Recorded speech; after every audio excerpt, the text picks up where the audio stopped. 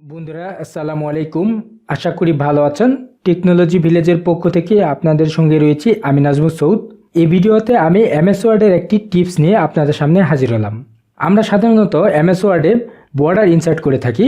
ইতিপূর্বে বর্ডার নিয়ে আমি আলোচনা করেছি কিভাবে এমএস ওয়ার্ডে বর্ডার ইনসার্ট করতে হয় এবং বর্ডার কাস্টমাইজ করতে হয়। কিন্তু অনেক সময় আমরা এমএস ওয়ার্ডে কলাম নিয়ে কাজ করি। যখন আমরা কলাম নিয়ে কাজ করি তখন আমরা কলামে বর্ডার ইনসার্ট করতে পারি না।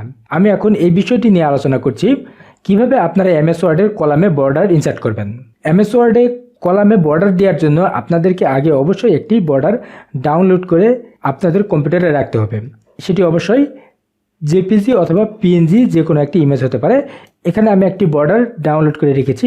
এই বর্ডারটি আমাদের এমএস ওয়ার্ডে এখানে আমি কলামের মধ্যে ইনসার্ট করব।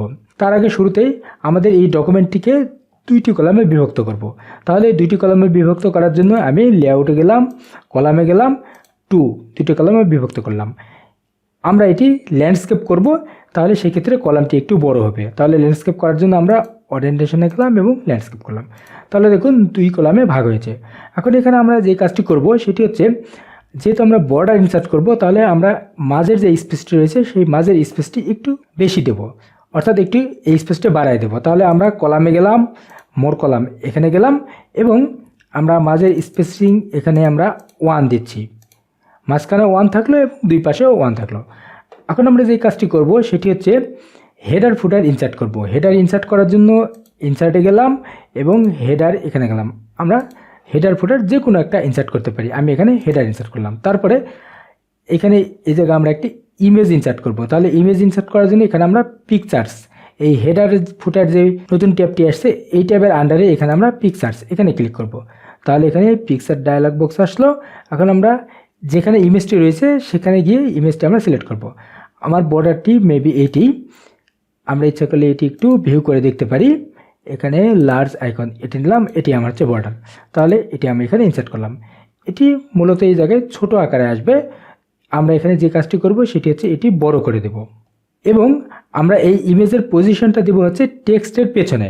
তাহলে সেক্ষেত্রে এখানে আমরা র্যাপ টেক্সট এখানে ক্লিক করলাম এবং এখানে আমরা দিচ্ছি বিহাইন্ড টেক্সট, এটি দিলাম এবং আমরা আমাদের বর্ডারটি যথেষ্ট বড় করে দেব। আমাদের যতটুকু প্রয়োজন ততটুকু আমরা এখানে দিয়ে দেব। এখানে আমরা আমাদের নিজেদের মতো মেজারমেন্ট করে এই জায়গায় বসাই দেব। ওকে, তাহলে আমরা বাম পাশে যে কলামটি রয়েছে এই কলামে এখানে আমরা বর্ডার বসালাম। কিভাবে ইমেজ নিয়ে কাজ করতে হয় সে সম্পর্কেও ইতিপূর্বে আমি আলোচনা করেছি। আপনার ইচ্ছা করলে এমএস ওয়ার্ডের আমার সেই আগের ভিডিওগুলো দেখে আসতে পারেন। এবং এখন আমরা যে কাজটি করব সেটি হচ্ছে এই যেখানে বাম পাশে যে বর্ডারটি নিয়েছি এই বর্ডারটি কপি করে আমরা ডান পাশে বসাই দেব। এটি আমরা অনেকভাবে করতে পারি। সরাসরি Ctrl+C Ctrl+V এভাবে দিয়ে কপি পেস্ট করতে পারি। এছাড়াও আমরা যদি মাউসের সাহায্যে করতে চাই তাহলে কিবোর্ডের কন্ট্রোল কি চেপে ধরে আমরা এটি ড্র্যাগ করে টেনে এনে ডান পাশে বসাই দিতে পারি। ইচ্ছা করলে আমরা শিফট কি চেপে ধরতে পারি। শিফট কি চেপে ধরলে সেটি সমান্তরালভাবে আসবে, এটি উপরে বা নিচে যাবে না। দেখুন আমি উপরে নিচে নেওয়ার চেষ্টা করছি, যাচ্ছে না, সমান্তরালভাবে চলে আসছে। এখানে আমরা এই পাশে এটি বসাই দিলাম। ওকে, আমাদের কাজ শেষ। এখন আমরা হেডার ফুটার ক্লোজ করে দেবো। হেডার ফুটার ক্লোজ করে দিলাম। তাহলে দেখুন আমাদের এই কলামের মধ্যে বর্ডারটি চলে এসেছে। এখানে এই স্পেসটি কম হয়েছে, এগুলো আপনারা নিজেদের মতো কাস্টমাইজ করে নেবেন। অর্থাৎ আমরা ইচ্ছা করলে এই বর্ডারটি নিচের দিকে আরেকটু বাড়াই দিতে পারি। তাহলে আমরা যদি নিচের দিকে বাড়াতে চাই তাহলে ওই একইভাবে আমরা হেডার ফুটারে যাব। হেডার ফুটারে যাওয়ার জন্য আমরা এখান থেকে যেতে পারি, এডিট হেডার এখানে ক্লিক করলাম এবং আমরা নিচের দিকে একটু টেনে বড় করে দিই। এটা বড় করে দিলাম এবং এটিও বড় করে দিচ্ছি। ওকে, তাহলে দেখুন সুন্দরভাবে এটি চলে আসছে।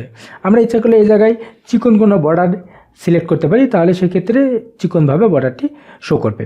তার আগে আমাদেরকে অবশ্যই বর্ডারে যে আমরা ইমেজটি নিয়েছি সেই ইমেজটি সঠিকভাবে চুজ করতে হবে এবং এখানে নিজেদের মতো কাস্টমাইজ করে বসাই দিতে হবে। এখন আমি এটি প্রিভিউ দেখি, প্রিন্ট প্রিভিউ কেমন আসে, তাহলে আপনারা পুরো বিষয়টি বুঝতে পারবেন। প্রিন্টে গেলাম। তাহলে দেখুন এই যে আমার এই ডকুমেন্টের কলামের মধ্যে বর্ডার চলে আসছে। এভাবে আমরা খুব সহজেই এমএস ওয়ার্ডে কলামের মধ্যে বর্ডার ইনসার্ট করতে পারি। আশা করি ভিডিওটি আপনার কাজে লাগবে। ভিডিওটি কেমন লাগলো সেটি কমেন্ট করে জানান। ভালো লাগলে লাইক করুন এবং শেয়ার করে অন্যদেরকে দেখতে সহায়তা করুন। পরবর্তীতে এমএস ওয়ার্ডের নতুন কোনো টিপস নিয়ে আবার আপনাদের সামনে হাজির হব। সে পর্যন্ত ভালো থাকুন। ধন্যবাদ।